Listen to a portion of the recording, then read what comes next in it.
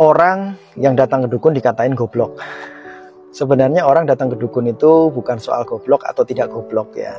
Orang datang ke dukun itu kaitannya karena mereka memiliki yang namanya belief system.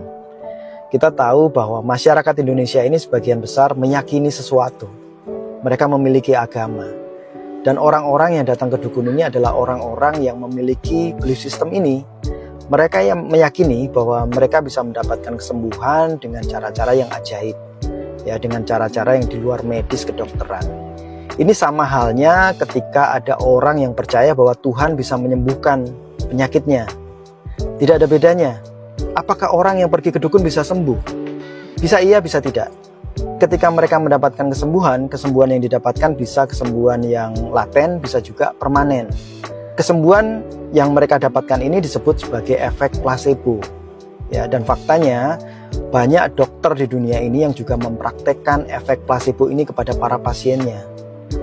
Lagi pula untuk kesembuhan ini tidak ada yang namanya jaminan. Bahkan orang datang ke dokter sekalipun itu bukan jaminan untuk sembuh. Banyak orang yang ketika dia pergi ke dokter bukan jadi sembuh, malah makin tambah parah, bahkan sampai meninggal dunia. Sama halnya dengan orang pergi ke dukun. Jadi bagaimanapun juga belief system tetap memiliki ruang bagi Anda untuk memperoleh kesembuhan. Perlukah kita membongkar praktek-praktek perdukunan di masyarakat dengan alasan bahwa praktek-praktek seperti itu tidak logis dan tidak masuk akal? Kita harus ingat bahwa munculnya praktek-praktek perdukunan ini berangkat dari budaya keyakinan yang ada di dalam masyarakat sendiri. Masyarakat Indonesia itu memiliki belief system yang sangat tinggi, ya. Jadi karena mereka meyakini hal-hal yang gaib, mereka meyakini hal-hal yang ajaib, yang tidak kasat mata, yang seringkali tidak bisa dijelaskan dengan akal sehat, maka muncullah praktek-praktek perdukunan. Jadi kalau Anda mau membongkar praktek perdukunan, maka Anda harus melihat diri Anda sendiri. Apakah Anda sendiri memiliki belief system atau tidak? Apakah di sepanjang hidup Anda ini tipe orang yang masuk akal atau tidak? Anda tipe orang yang logis atau tidak? Kalau ternyata Anda sendiri juga memiliki belief system, meyakini sesuatu yang tidak kelihatan, meyakini sesuatu yang ajaib, maka sebenarnya tidak layak membongkar belief system orang agar tidak datang ke dukun. Karena ketika Anda membongkar praktek-praktek perdukunan, itu sama saja Anda menelanjangi belief system yang dimiliki oleh orang tersebut.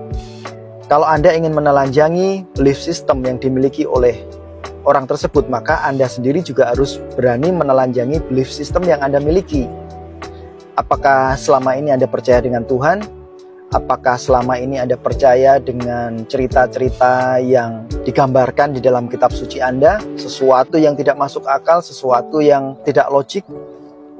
Kalau Anda sudah bebas dari itu semua, saya yakin Anda cukup layak untuk membongkar belief system yang dimiliki oleh orang lain. Jadi kalau Anda ingin membongkar praktek-praktek perdukunan, maka Anda sendiri harus menjadi orang yang logis tentunya. Apakah praktek perdukunan itu merupakan penipuan? Belum tentu.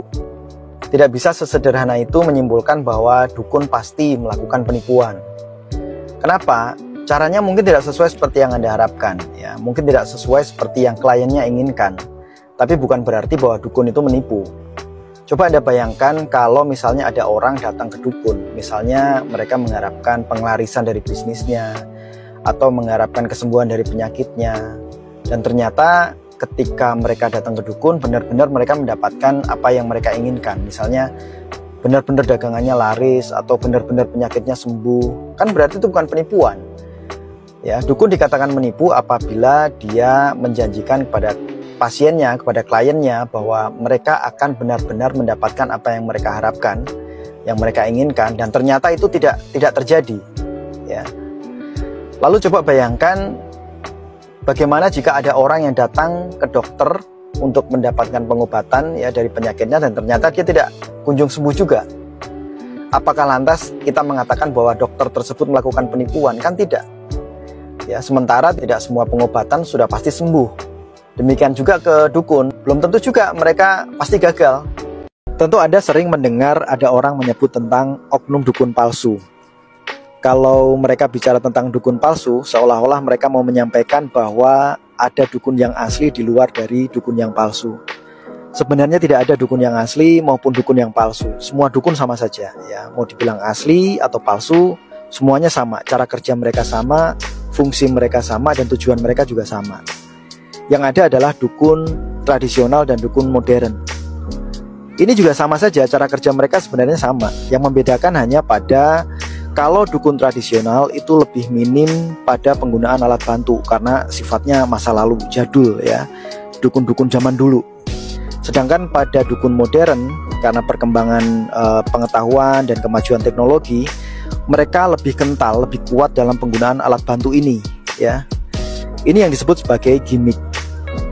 Nah, sebenarnya dukun itu sifatnya hanya memberdayakan nilai-nilai yang ada di dalam bawah sadar kliennya, ya, terutama nilai-nilai yang berkaitan dengan belief system. Ya, jadi saya katakan adalah memberdayakan, bukan memperdayakan. Kalau memperdayakan sifatnya lebih manipulatif ya.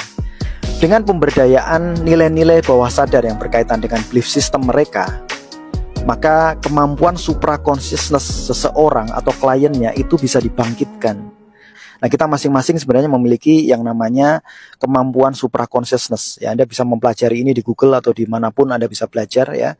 Dengan bangkitnya supra consciousness ini, maka terciptalah efek yang disebut sebagai efek sihir. Efek sihir inilah yang kita biasa menyebutnya dengan keajaiban.